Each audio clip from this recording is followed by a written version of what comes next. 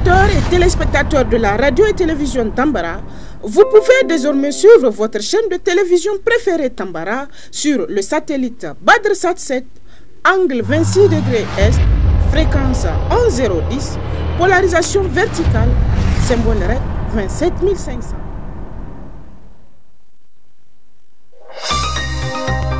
Suivez le journal avec STM Transport Voyageurs, une nouvelle façon de voyager.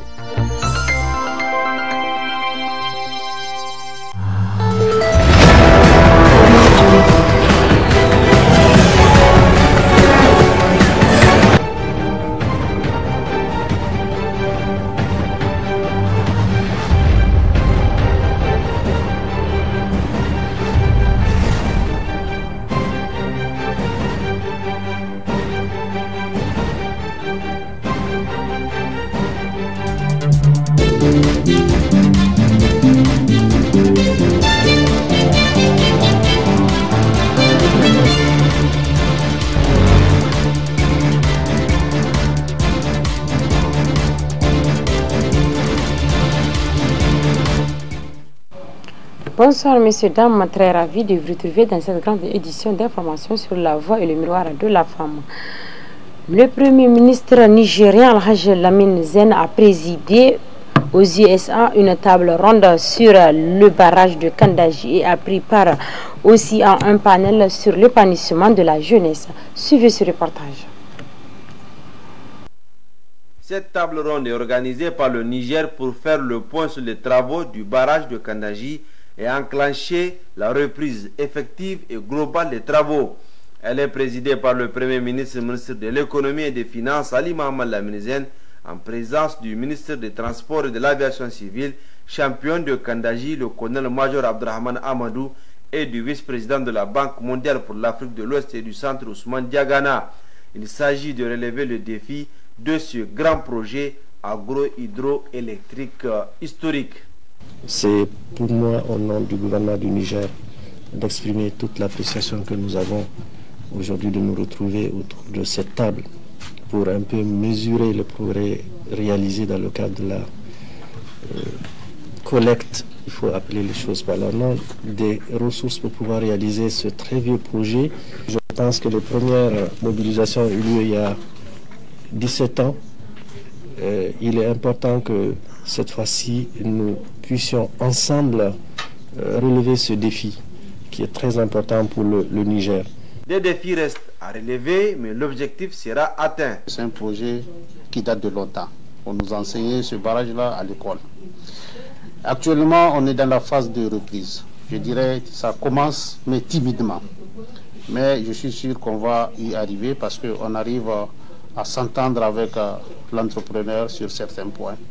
Ils ont compris la nécessité pour nous de faire bouger les choses et on espère d'ici peu, on va engager les travaux dans tous les secteurs. Les partenaires du Niger se mobilisent et s'engagent à accompagner le projet Kandaji. La Banque mondiale, la Banque africaine de développement, la BOAD, la BID, la BADEA, le Fonds de l'OPEP, entre autres, ont clairement affiché leur volonté de combler le gap financier. Nous savons tout l'intérêt que les autorités nigériennes accordent à Kandaji. Cela ne date pas d'aujourd'hui. Il s'agit fondamentalement d'un programme de développement local. Il s'agit d'un programme de développement communautaire. Il s'agit en amont d'un programme de développement économique et social. En marge des réunions de printemps de la Banque mondiale et du FMI, le Premier ministre et ministre de l'Économie et des Finances, Ali Mohamed Lamine Zen, a eu un échange avec la ministre allemande de l'Économie et de Coopération internationale. Ils ont échangé sur la coopération entre les deux. L'interview qu'a accordé le directeur de la division des prévisions météorologiques à la télévision Tambra sur la question de la pluie du 27 avril 2025 dernier qui a arrosé quelques localités du pays en général et Niamey en particulier. Cette pluie était liée à la pluie de mangue ou le démarrage précoce de la saison de pluie ou encore un changement climatique. Des réponses avec le directeur des prévisions de la météo. C'est une pluie qui s'est manifestée de façon un peu localisée. Ce n'est pas toutes les régions du fleuve par exemple, ce n'est pas tout Niamey qui était arrosé, ce n'est pas tout de ceux qui arrosé l'Itilabiri. Ce sont des parties, n'est-ce pas, de façon localisée, nous avons eu cette pluie. Donc ce que je peux expliquer, n'est-ce pas, comme substance technique, ça arrive pendant cette période, par exemple avant l'installation effective de la saison d'hivernage, au cours du mois de février jusqu'au mois d'avril, d'avoir ce genre de perturbations, parce qu'on les appelle des perturbations. Perturbations dans le sens où il y a toujours un élément nouveau qui est là, qui arrive dans nos régions et qui apporte une certaine perturbation. Ça peut être un vent très fort en altitude qui passe, comme un jet subtropical. Il peut y avoir également une perturbation au niveau des deux zones de haute pression, n'est-ce pas, qui encadrent l'Afrique occidentale, c'est-à-dire sur la partie nord, également la partie sud, au niveau de la Méditerranée, et que cette période, surtout le mois d'avril, c'est surtout un mois très perturbé, dans le sens où nous avons le plus souvent une aspiration de l'air humide, et surtout sur la boucle du Niger, et il arrive également des jours où cet air humide se retire. Ce que nous avons constaté, vous le voyez ici, le dimanche, comme vous le dites, d'accord? Vous voyez ici, c'est une remontée de l'air humide sur la boucle du Niger. C'est-à-dire toute cette partie-là, nous avons vraiment de l'humidité. Okay? Parce que l'air humide qui nous venait de l'océan Atlantique Sud s'est remonté, vous voyez, les vents, il s'est remonté juste sur la boucle du Niger. Il s'est avéré que sur le Sahel, présentement, surtout le Sahel de l'Est et le Sahel central, c'est la période la plus chaude de l'année. Le mois d'avril, c'est le mois le plus chaud de l'année. Donc nous avons des températures de l'ordre de 42 à 45 degrés Celsius, surtout sur la boucle du Niger, sur Tawa, Tilabiri, Niamey et Dosso. Donc on avait une humidité qui est là, et que l'humidité, c'est ce qu'on appelle le facteur le plus important, n'est-ce pas, pour qu'il y ait formation des nuages. Le Niger est un pays sahélien. On dit que nous avons seulement 3 mois de saison d'hivernage, ce n'est pas pour rien. Nous avons 9 mois de saison sèche parce que pendant les 9 mois, nous n'avons pas cette humidité. Il y a le vent de l'Harmattan qui prend le dessus sur tout le pays, il est sec, il n'y a pas d'humidité. Maintenant, à partir du mois d'avril, on va avoir cette humidité qui commence à remonter. Il y a la chaleur diurne qui est toujours là, l'insolation qui est toujours là, 42 à 45 degrés Celsius. Cumulé à cette humidité, n'est-ce pas, ça donne naissance à des nuages. Mais l'autre facteur qui a favorisé la pluie sur les régions du fleuve était la présence tout simplement des particules de poussière, ce qu'on appelle des aérosols. Vous allez le constater ici. Vous voyez, et à partir du 26, nous avons une dense poussière en suspension sur la bande du sud du pays. Ce que vous voyez en magenta, cette couleur-là, c'est la poussière. Donc la poussière était là le 27 parce que nous avons la zone la plus sous qui est le Tchad qui était active. Donc la poussière s'est propagée d'est en ouest pour arriver sur les régions du fleuve. Donc l'après-midi du dimanche, on s'est retrouvé avec l'insolation, une température de 43 à 45 degrés Celsius, de l'humidité et également des aérosols de particules de poussière. Parce que donc, la réponse est que ce n'est pas le début de la saison des pluies proprement dit, mais c'est une période de préparation. C'est-à-dire le démarrage de la saison des pluies n'est pas loin, mais il faut se préparer au champ. Il faut se préparer pour les semis. Il faut préparer son champ. Il faut, mettre des intrants, l'arranger, parce que bientôt la saison des pluies va commencer. Mais la pluie du 27 avril, n'est-ce pas, n'est pas une pluie de démarrage de la saison d'hivernage 2025. Ça veut dire que les producteurs ne doivent pas aller s'aimer. Parce que parfois, quand on a 15 mm, 20 mm, 10 mm, nos agriculteurs, nos producteurs se précipitent pour aller au champ, pour dire « Ah, il y a eu la pluie, il faut aller s'aimer ». Non, il y a une période pour ça. Et nous faisons le plus souvent en début de saison, lorsque la période là, elle est vraiment propice, la météo fait toujours une communication pour dire « Voilà la période qui est indiquée, nous sommes dans la période, vous pouvez aller ». À partir du début du mois de mai, on va rentrer dans une phase sèche. Et les phases sèches, là, il y aura l'intense insolation, n'est-ce pas, les grains ne peuvent pas supporter. Il y aura l'intense évapotranspiration et il y aura aussi les coups de vent, parce que les coups de vent seront là, pour ensevelir les jeunes pousses. Maintenant, pour lier cette pluie à la pluie des mangues, c'est un fait qui est là. Cette pluie commence parfois en février-mars jusqu'au mois d'avril, et cette période coïncide avec l'apparition de la mangue. Et le plus souvent, les gens disent que c'est la pluie des mangues qui fait en sorte que on a la mangue. Oui, les gens font le lien parce que c'est une coïncidence. Mais il n'y a aucun écrit scientifique, à ma connaissance, qui lie cette pluie-là à la mangue. Parce que si vous constatez, avant même cette pluie, il y avait la mangue. La saison, normalement, commence le plus souvent sur le Dandi, un peu la partie sud de la bande de la partie ouest du Niger, un peu sur le département de Gaïa, vers mi-mai. Elle commence déjà à s'installer. Maintenant, à partir de juin, vers le 15 juin, sur les régions de Niamey, de Sotilabéry jusqu'à Maradi. Et maintenant, fin juin, début juillet, sur l'est du pays, les régions de Zander et de Difa. Ça, c'est ça la climatologie chez nous. Avec les données que nous avons de plus de 100 ans, les données que nous avons d'une décennie, n'est-ce pas? Et plus nous les utilisons, nous les traitons, nous les analysons pour savoir le démarrage de la saison dans chaque localité du Niger. Donc c'est ça qu'on appelle un peu la climatologie. Une fois de plus, la télévision Tambara a effectué une visite au niveau de l'association islamique du Niger afin de s'informer sur le mariage et divorce de l'année 2024-2025. Au cours de cette interview, plusieurs points ont été évoqués, notamment le divorce, l'infidélité en islam. Suivons ensemble le secrétaire général de l'association islamique. En islam, il est dit que la corde de divorce est détenue par l'homme. C'est l'homme qui détient la corde de divorce. Mais il y a des cas où la femme peut demander le divorce. Il y a des cas rares. Par exemple, quand après le mariage, la femme se rend compte que son mari n'est pas musulman. Et là, la femme a le droit de demander le divorce parce qu'une femme musulmane ne doit pas être épouse d'un non-musulman. Quelqu'un qui refuse catégoriquement d'être musulman, il est interdit cela. Donc la femme peut demander.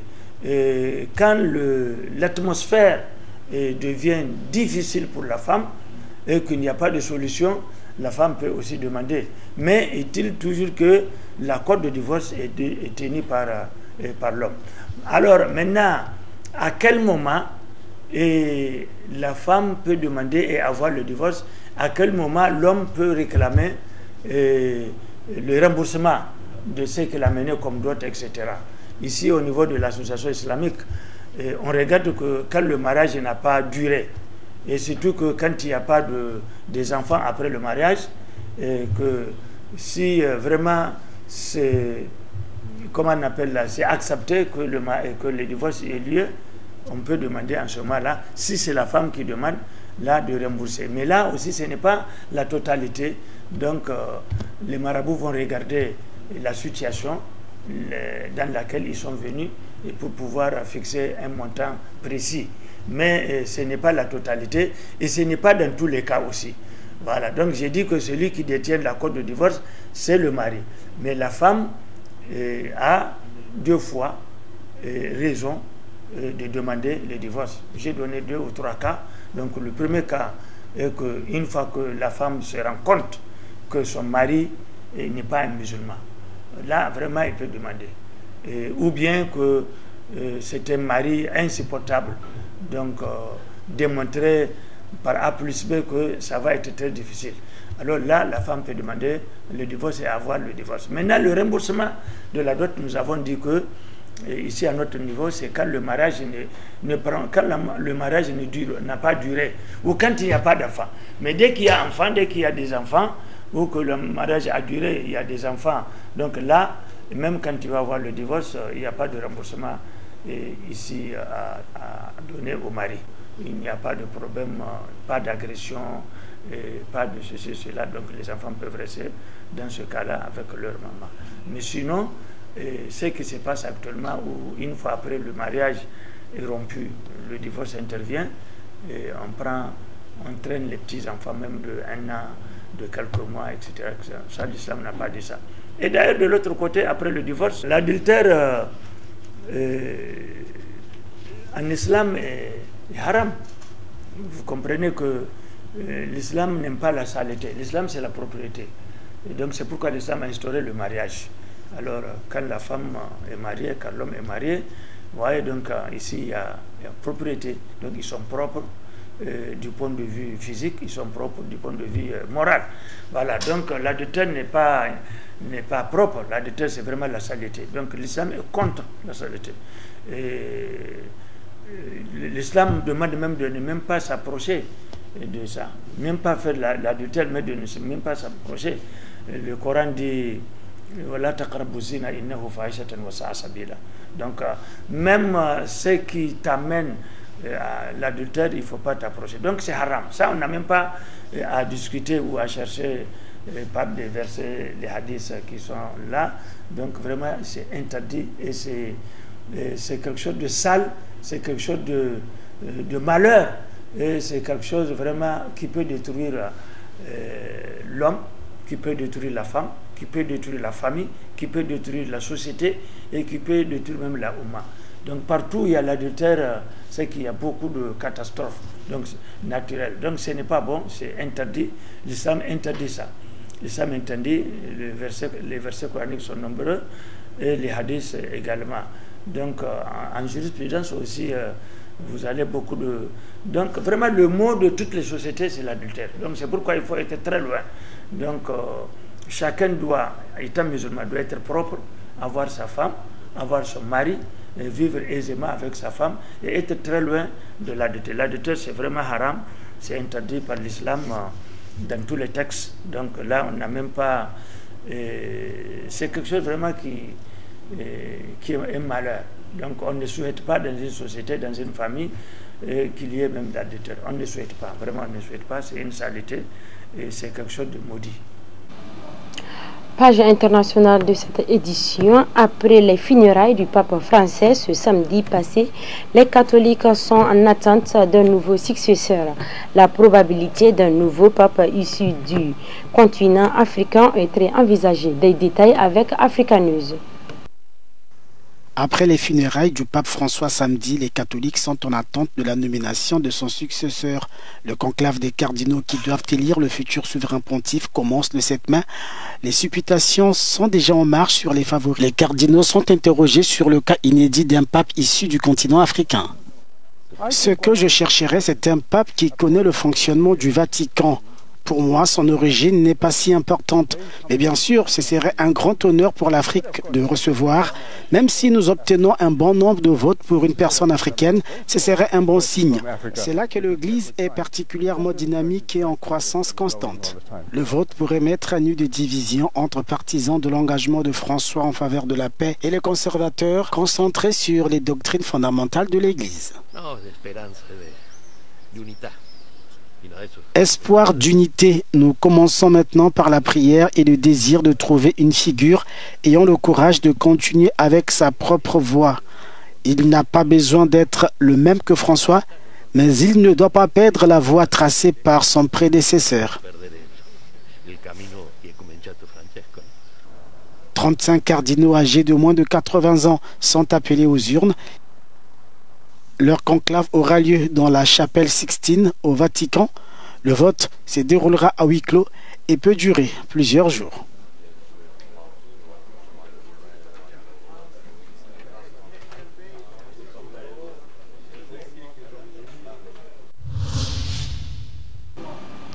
Par un récent communiqué, la Russie décrète un cessez-le-feu temporaire pour marquer toutes ces années de victoire contre l'Allemagne nazie. Cette trêve commencera le 8 mai prochain et s'étendra jusqu'au 11 mai 2025. Des précisions dans ce reportage. L'annonce est faite par communiqué. La Russie décrète un cessez-le-feu temporaire, un arrêt des combats pour marquer les 80 ans de la victoire contre l'Allemagne nazie. À partir de minuit entre le 7 et le 8 mai et jusqu'à minuit entre le 10 et le 11 mai, la partie russe annonce un cessez-le-feu. Une décision unilatérale qui ne vient pas sans menace. En cas de violation du cessez-le-feu par la partie ukrainienne, les forces armées russes fourniront une réponse proportionnée et efficace. Cette trêve a tout de la précédente édictée à Pâques par Vladimir Poutine. Mais le contexte est cette fois différent. Donald Trump exprime désormais publiquement des doutes sur les intentions du président russe. Et cette dernière annonce ne le rassure manifestement pas. Donald Trump est de plus en plus frustré par les dirigeants des deux pays. Il souhaite un cessez-le-feu permanent. Vladimir Poutine a proposé ce matin un cessez-le-feu temporaire. Le président américain a clairement indiqué qu'il souhaitait un cessez-le-feu permanent pour mettre fin aux tueries, à l'effusion de sang. L'Ukraine, de son côté, appelle la Russie à un cessez-le-feu immédiat et global pour au moins 30 jours. Une fois de plus, on assiste à une nouvelle tentative de manipulation. Le feu ne devrait pas être arrêté pour quelques jours seulement. L'arrêt immédiat, complet et inconditionnel des tirs, au moins pendant 30 jours pour garantir la fiabilité, est ce qui peut constituer la base d'une véritable diplomatie. En cette semaine qualifiée de cruciale par le secrétaire d'État américain, la question de la reconnaissance d'une souveraineté russe sur la Crimée est toujours au même point de blocage, inenvisageable pour Volodymyr Zelensky. Dans ce dossier, le président ukrainien peut compter sur le soutien des Européens qui tentent toujours, tant bien que mal, de peser dans les négociations. La tension entre l'Inde et le Pakistan, une foule du principal parti de l'opposition manifeste devant l'ambassade du Pakistan en Inde pour réclamer justice pour l'attaque des militants pakistanais contre les Indiens au Cachemire. Le reportage. La colère gagne les rues de la capitale indienne. Ces membres du principal parti d'opposition manifestent devant l'ambassade du Pakistan. Nous devrions réagir fermement à l'attaque des militants pakistanais qui ont tué des Indiens désarmés. Je demande au gouvernement indien de prendre des mesures dès que possible afin que le Pakistan n'ose plus jamais tenter de tels actes de lâcheté. À Ahmedabad, dans l'ouest du pays, ces militants de droite brûlent des mannequins à l'effigie de Pakistanais.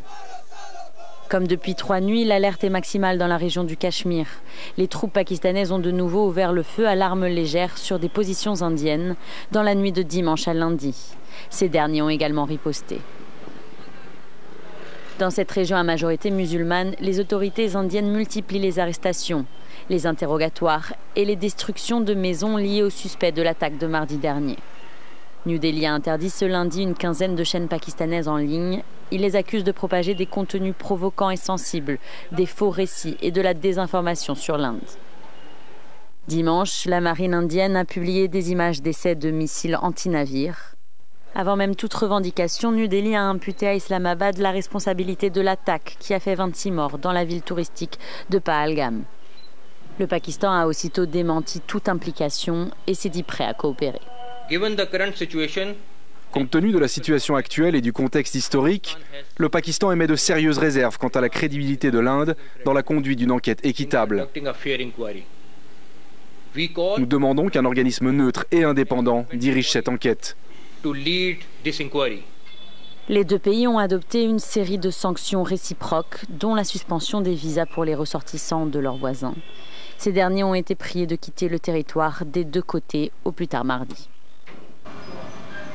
Au Yémen, plus précisément au Sada, une frappe aérienne s'est abattue en pleine nuit dans un centre de détention de migrants.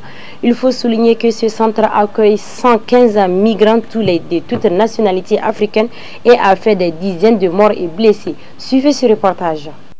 Au milieu des décombres, les équipes de secours tentent d'extraire les survivants à main nue. Selon l'agence officielle des rebelles Houthis Saba, des dizaines de migrants résidaient ici dans ce centre de détention de Saada, fief du groupe armé, lorsqu'en plein cœur de la nuit, une frappe aérienne américaine s'est abattue sur le bâtiment. Le bombardement délibéré a visé le refuge qui accueille 115 migrants, tous de nationalité africaine, et a fait des dizaines de morts et de blessés.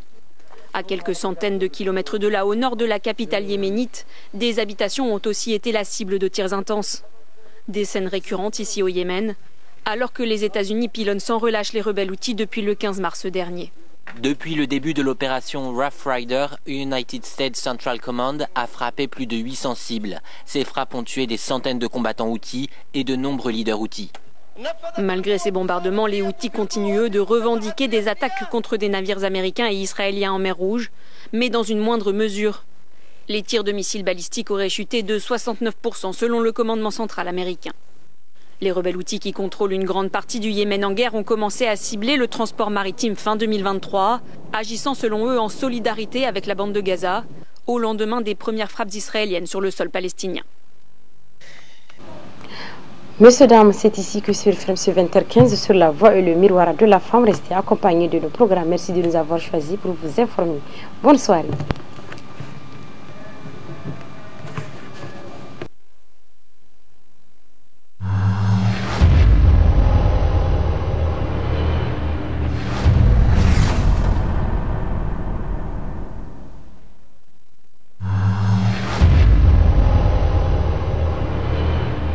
Chers auditeurs et téléspectateurs de la radio et télévision Tambara, vous pouvez désormais suivre votre chaîne de télévision préférée Tambara sur le satellite BadrSat 7, angle 26 degrés Est, fréquence 11010, polarisation verticale, symbole REC 27500.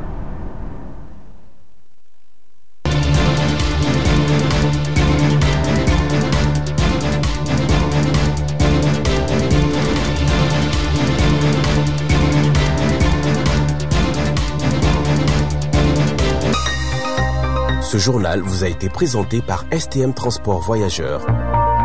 Une nouvelle façon de voyager.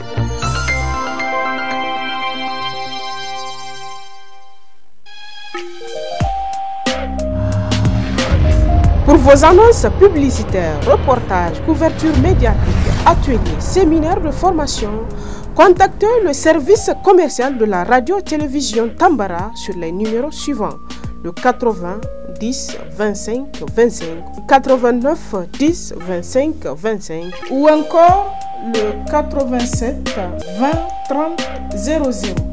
La radio-télévision Tambara, c'est la voix et le miroir de la femme.